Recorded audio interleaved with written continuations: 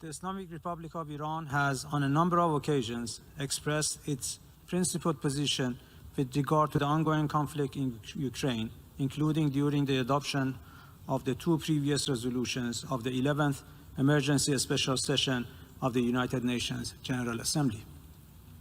My delegation would like to underline once again the need for peaceful settlement of disputes in accordance with international law and for the full respect by all parties for the well-established provisions of the United Nations Charter and international law, including international humanitarian law.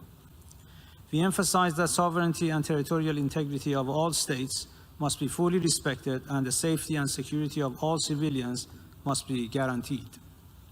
Iran remains deeply concerned about the continuous deterioration of the humanitarian situation in and around Ukraine, which has sparked significant alarm in the international community. We call for an immediate cessation of hostilities and emphasize the importance of complying with international humanitarian law by all parties. We repeat our call for unimpeded humanitarian access to all areas of the armed conflict in Ukraine. The humanitarian needs of the affected population must be addressed immediately, and the delivery of food, medicine, and other essential services to the people in need must be facilitated. The international community should encourage and support continued direct negotiations between Russia and Ukraine until peace is restored. The Islamic Republic of Iran once again calls for the escalation of tensions in the current conflict and an urgent and lasting solution to this crisis through dialogue.